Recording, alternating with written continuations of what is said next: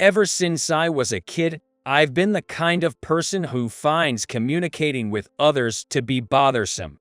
I was quite introverted and always devoted myself to reading books. Even my appearance. Well, let's just say I wasn't one to make much effort for that, so even boys found me off-putting, not to mention girls. However, I have a twin brother who is the complete opposite of me. That's Mike. Mike is handsome, good at sports, has a bright personality, and was popular with everyone, admired by both boys and girls. Although we twins had completely different personalities, we lived together amicably without any major quarrels. However, one day our parents died in a car accident. Until we graduated from high school, we were taken care of by our grandparents, but after high school, we each set out on our own paths. Although we brothers chose different paths, it didn't mean we had a bad relationship because of our contrasting characters. We respected each other and accepted our way of life. With this background, I trusted the path and the choices Mike made in his life, although we each ended up walking different paths respectively. As for me, I started pursuing my life without seeking any specific stable job. Instead, I was doing some work related to my hobbies, and also worked part-time at a coffee shop to sustain my life. Once or twice a year, Mike would send me a seasonal update, so I generally had an idea about his situation. Mike joined a top-tier company and seems to be climbing the corporate ladder quite rapidly. As his brother, it makes me feel proud of him. 10 years passed when I received a message from my brother saying he wanted to meet after a long time. Hey, long time no see. You still don't care about your appearance, huh? As if even my clothes brought back memories, Mike, who reunited with me, directed an unchanged, likable smile. So, how are you doing these days?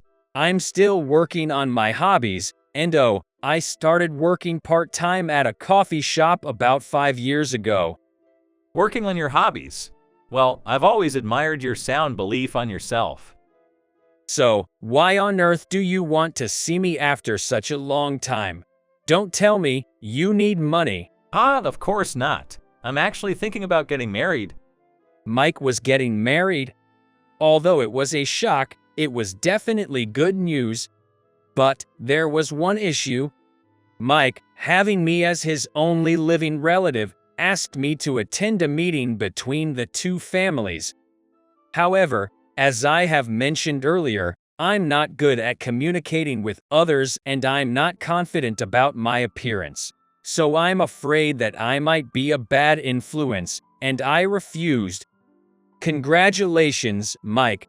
I'm so glad that you're gonna marry.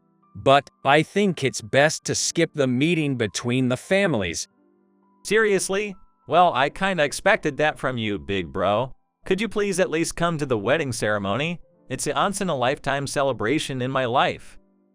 Having predicted my reactions in advance and not allowing any escape from attending the wedding ceremony. Truly, that's my younger brother Mike. And so, even though I hesitated about going to Mike's important life event, I had made a promise and ended up agreeing to attend the wedding ceremony. I wore a suit that I had bought so many years ago that I couldn't remember when, and since I only had a black tie, I went with no tie to the wedding ceremony. The wedding ceremony was being held at a luxurious hotel, and my appearance was truly out of place. As expected, there were occasional curious glances directed towards me. Maybe I should just leave, I thought, but at that moment, I was spotted by Mike, who was greeting the guests at the venue before the ceremony began. With his usual smile, Mike ran towards me. Oh, big bro. Thanks for coming even though you're busy. When I said it's my younger brother's wedding, the manager at the coffee shop changed my shift. So I had no escape, and that's why I'm here. I'm happy either way. By the way, Green, my bride is getting her bridal dress fitted. Here she comes, green over here. Saying that, Mike called the bride, Green, over to introduce her to me. However, on the way, the young women who had been giving me skeptical glances earlier suddenly exclaimed, Hey, look, is that really Mike's older brother? I don't think he has a seat. He's working part-time at a coffee shop, even at his age. He's so out of place here. Isn't he embarrassed? Of course, those mockings were directed at me, and everyone around heard them. Well, I wasn't really enthusiastic about attending the wedding ceremony in the first place, and I had actually planned to just give a gift and leave quickly. Well, it seems like I was out of place after all. I guess I'll head back. Big bro. As I was about to leave the venue and walk towards the door, an elderly man approached from the other side. Oh, father-in-law? The man whom Mike called father-in-law was someone familiar to me as well. Mr. Johnson, thank you for your support always. Chief, that's my pleasure. As the bride's father lowered his head towards me, despite my inappropriate appearance, everybody around us became increasingly skeptical of what's going on. Apparently, now it was my turn to be taken aback. I never expected that the editor-in-chief of the publishing company I'm affiliated with would be Mike's father-in-law. You two already knew each other. I know my big bro is a writer, but I'm so stunned. That's right. Actually, the work I did as a hobby was writing. Specifically, the profession commonly known as a novelist in society. And the part-time job at the coffee shop was not to earn a living, but rather because it was a workplace suitable for observing people and it didn't require much social interaction. Originally, being introverted, I focused solely on writing. And gradually, I started observing people more for the sake of writing novels. Even though socializing is troublesome for me, I could get lots of inspiration for my writing from daily life. And it was actually Sam, who was a desk editor at the time, that read the manuscript I submitted to the publishing company. Afterwards, with Sam's support, I was able to publish my debut work. Mr. Johnson, where are you heading? Just as I received permission from the guests over there to leave, I'm about to head out now. Upon hearing that, even the female guests who chatted noisily just a moment ago seemed a bit embarrassed and changed their attitude. Wait a moment, are you Mr. Johnson, by any chance? Mr. Jack Johnson is going to be our brother-in-law. Green, the bride, came running towards me, breathing heavily. I'm a huge fan of yours, Mr. Johnson. I read your works every time they come out, especially Brother's Heart, which my father also recommended. I love the protagonist in that book. Brother's Heart was my representative work. And the truth is, the motif for the main character was none other than my younger brother, Mike. It seems that she has a keen eye for choosing great things and people. I expressed my gratitude to her as being one of my fans who have been reading my works, and conveyed my congratulations on their marriage. She graciously accepted the words of congratulations, and then apologized for the incident earlier. I apologize for the rude behavior of my acquaintances earlier. Wait a sec. Rude? No. The women seemed a bit flustered, but now that they realized the context changed and surprised them, so they held back. Quickly looking at their reactions, Green, the bride, lowered her head to me once again. Oh, no need to apologize. It's something I'm well aware of myself, so it's perfectly fine. Please, lift your head, I responded sincerely. Despite being a part of this joyous occasion for the couple, I felt that I had my fair share of blame for disrupting the atmosphere. However, there was one thing I wanted to convey, so I turned to Green, the bride, once again. Since our parents passed away, Mike and I are the only family we have in this world, Mike is a good-looking and talented person who can get along with anyone, while I'm not exactly attractive and not particularly accomplished either. Moreover, I'm an introverted and grumpy person who finds it bothersome to interact with others. That's who I am. But there has always been one thing I've believed in. That is, I never wanted to be a hindrance to my younger brother. Precisely because I respect his way of life, I shouldn't hold him back. I truly believe that Mike is a prodigious talent who can soar in the world.